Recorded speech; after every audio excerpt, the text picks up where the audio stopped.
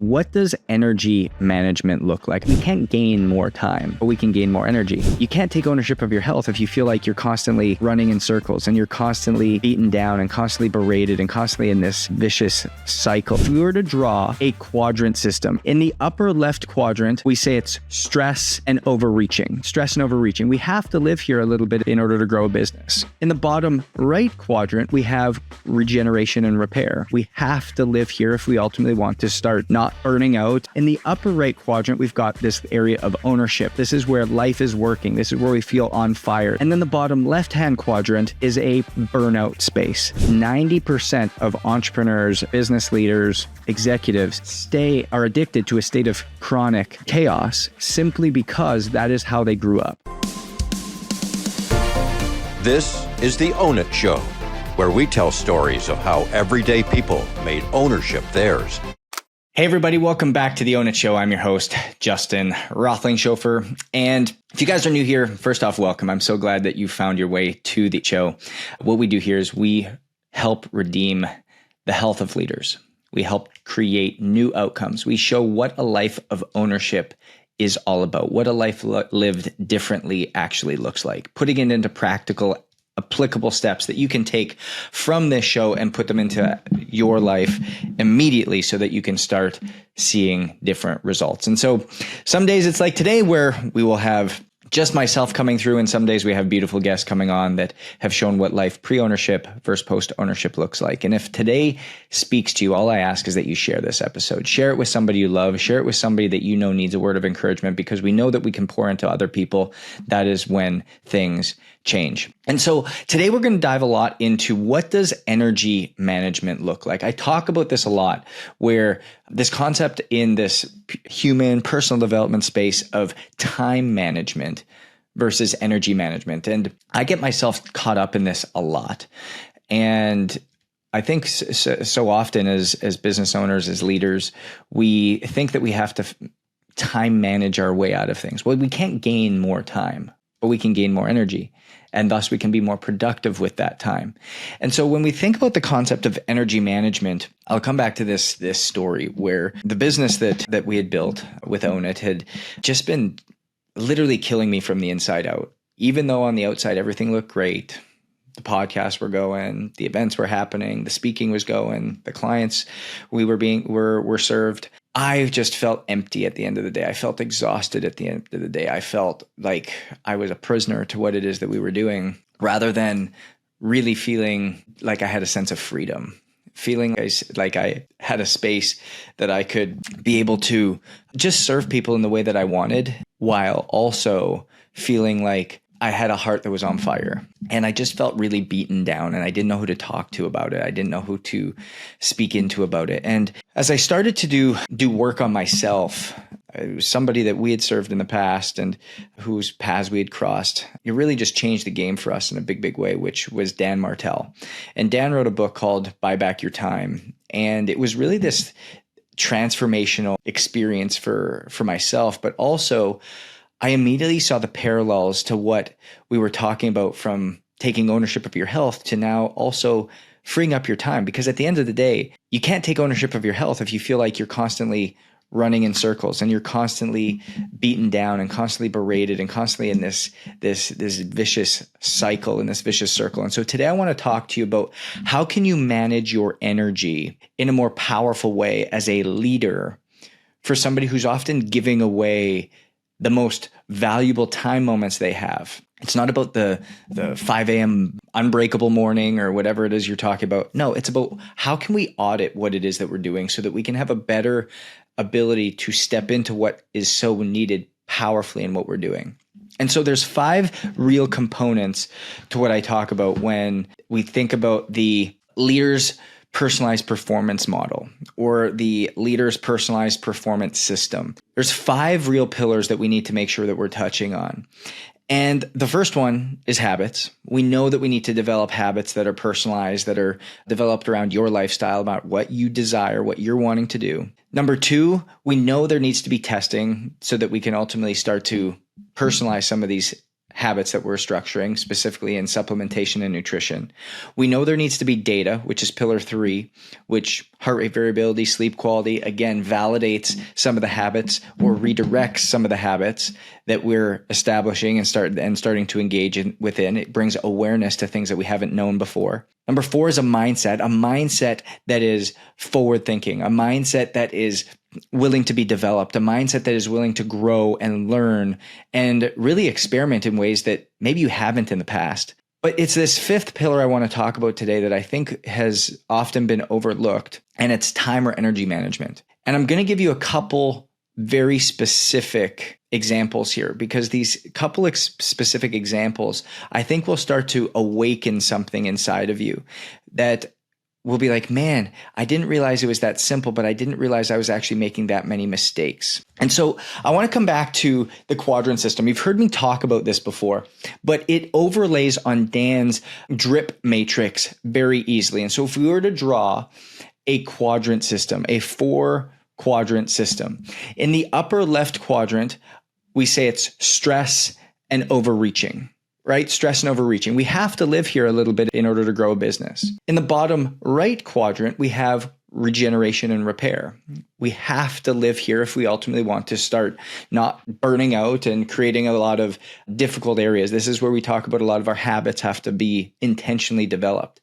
In the upper right quadrant, we've got this area of ownership. This is where life is working. This is where we feel on fire. This is where we feel like we're constantly in a flow state. And then the bottom left-hand quadrant is a burnout space. And what ends up happening in the life of a leader, the life of an entrepreneur, is we live so heavily in this overreaching space. We wake up in the morning, we're rushing from to do. We're getting the kids off, we're looking after the family, we're getting a quick workout in, we're getting into the office, we're doing our to-dos throughout the day. Our list seems to never end. We've got constant emails, constant text messages that we're sending. And it chips away at us because we stay in this chronic state of stress, this chronic state of chaos. And what they've actually found in a study at Stanford is that 90% of entrepreneurs, business leaders, executives are addicted to a state of chronic chaos simply because that is how they grew up. There was something that kept them here. And so having this awareness now helps us understand why we stay here. But when we stay here, it pushes us into this burnout space.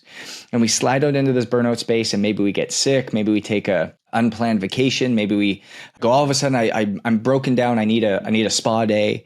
And we get a little bit of regeneration. And then we go back up into that overreaching bucket. And it sends us back down into that burnout space. And we go on this cycle every 2 to 3 months. Well, when I started to take a look at, okay, how do we intentionally get a great rhythm, that stress rhythm between overreaching and regeneration so that we can now perform and live and play every single day in ownership, I started to get this new parallel and this new understanding to Dan's drip matrix.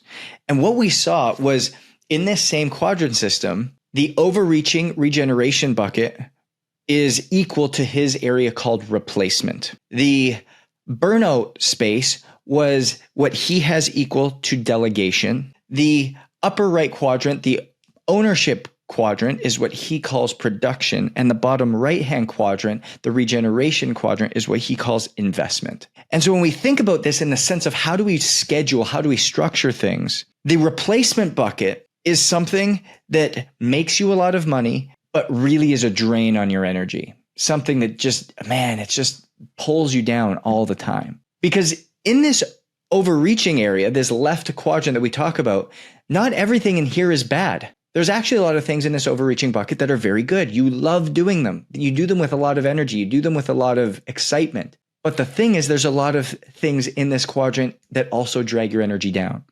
And those are the things that Dan says you have to find replacement for.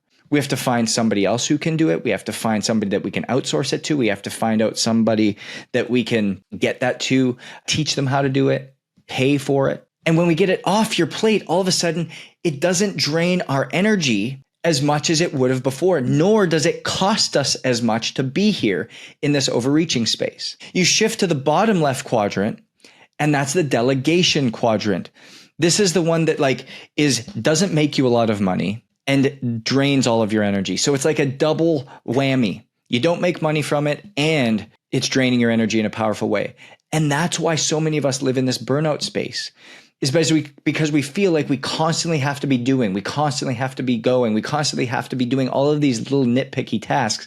And the thing that we set out to do at the onset of our business or the onset of our mission, which was to impact people, we're actually not even doing that anymore. We're running all the small little things that have to happen within the business rather than delegating to people so that we can have more energy to do what it is that's necessary. In the bottom right-hand quadrant for him, in the investment quadrant, this is things that truly bring you, like it lights you up, but they don't make you a lot of money. It could be things that you do to build relationships. It could be things that you do like going on a snowboarding trip or going a day on a boat, or to be honest, a lot of things that fall into like that regeneration bucket that we talk about as well. And so this investment bucket is so critical. But if we looked at our calendar, we probably don't have a lot of things in that investment bucket. And so things that we can start to replace and things that we can start to delegate free up time to focus more on this investment bucket. Things that allow, again, to get a better rhythm between overreaching and regeneration. And then Dan's last one up in the upper right quadrant, for us, it's ownership. When you're in that flow state, for him, it's production. Those are high money-making activities and things that light you up. So you make money and it lights you up. Man, like what a rhythm. What a great setup. And when we can get really specific as to what those tasks are, when we get really specific as to what those things are, that's when we're all of a sudden able to now start changing the way we're operating. And we can start to now live by design in a more effective way. And so you're like, okay, cool, Justin, what do I need to do? Well, here's what I would do. I would go and draw 2 quadrant systems. So it's left and right. So you've got 2 quadrant systems next to one another. What I would do is I would write every task that you have that is something that causes you stress, that causes you to do things in that overreaching area. Write down everything. It could be groceries once a week. It could be washing the car. It could be taking the kids to school. It could be your sales meetings. It could be your leadership talks. It could be coaching if you do coaching. It could be whatever is in this overreaching bucket. And what I want you to do is when you look at what you put in that overreaching bucket, I then want you to go and say, what tasks make you money, but man, they're a drag on you. I want you to take those and write them into that replacement bucket. Replace on the other quadrant system. Write them in that area of replacement. Then what I want you to do is I want you to go back to that bucket and I want you to see, is there anything that doesn't make you money and drags you down? That's when you probably put groceries on there. That's where you probably put cleaning the house on there. That's where you probably put some of these other things on that bucket list. And what I want you to start to think about is how can you start to outsource these things? How can you start to hire somebody for them? Because here's a really crazy thing. If you took the amount of money that you made from your business, let's say you get paid $100,000 from your business. That's what you make, you personally. What you actually do is you divide what you make by 8,000 hours. And that is what your buyback rate becomes. So if you're making $100,000 a year and you divide by $8,000, that means $1,250 is your buyback rate. Any task that you could hire out for $1,250 an hour, that is what you get back in time that you can now go make more money to basically also give you back energy. So at $1,250, so if it takes you, let's say 5 hours to get groceries and clean your house every single week, that means if you were able to find somebody and pay them $65 to come and clean your home, you would be able to now buy that back. Maybe you just have them come, maybe it costs them $125. So you get them to come every 2 weeks. And now you get back your time that you spent cleaning your home. That's what goes in this delegation bucket. So it pulls you out of the thing that doesn't make you money and draws you down. So the second thing I want you to do is I want you to go right on the quadrant system in the ownership area. What is it that you're currently doing that, man, you just feel so good? You feel like you're operating at a high level. You love it. It's a passion of yours. It's something that you just love to do. I want you to write it there. And then I want you to put it on the production side and ask yourself, what is it that I have or have not been actually spending time doing in that space. And then same thing in the regeneration bucket. I want you to go and say, okay, what am I doing here? What am I actually doing in this area? What habits do I need to develop, and where do I need to ultimately put some of those regeneration areas into so that I now have equal distribution between what I'm doing from a overreaching standpoint and what I'm doing from a regeneration standpoint. And that's how you buy back your time to manage energy in a powerful way so that you can show up as the leader, as the business owner, as the mom, as the dad that you are. But it's only when you step into this newfound understanding. And it helps being able to see it, because when it's on a calendar, we just start to do what we think we need to do every single day. We don't actually realize that we've designed a life that's kept us in a cage. We've developed a life that actually isn't built around freedom. And so when you put it into the quadrant system and you start to look at, hey, what am I doing on a day-to-day basis? What's overreaching me? What's regenerating me? And then we take those two area tasks and we put them into this drip matrix that I spoke about.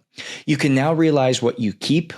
You can realize what you delegate. You could realize what you outsource. You can realize what you just need to say no and get rid of. And that becomes the powerful process that I want you to go through so that you can start to realize real freedom within the things that you're doing every single day and develop a lifestyle by design that serves you, that empowers you, that equips you to step into the level of leadership that you know you're called to be able to impact people at the level that you're called to. And so if this helped you today, I want you to send me a DM. I want you to send me a DM because I'm actually going to give you these frameworks. So go to Instagram at Justin Roth. Make sure you're following me. Send me a DM and I will send you those frameworks so that you can actually go and print them out. You can actually start detailing them. You can actually start going through them and making real active changes. This is stuff that I do with our coaching clients all the time. On our laser calls that we have on a weekly basis in a small group, we actually take people through this. We help them understand this. And so if that's interesting for you, go to ownitcoaching.com. Book a call with our team, talk through it a little bit so you can start to understand what managing your energy looks like, what taking ownership of your health actually looks like as a leader, because that is the biggest thing that we have. We are the greatest asset in our business. We are the greatest asset in our family. Nobody can do things that you do. You've got a unique calling, a unique gifting that nobody else can replicate, duplicate, or do as well as you. That doesn't mean the tasks. That means the leadership. And so we need to be able to equip you to a level because we know that success is different and you need to own your different. So we'll see you guys next week.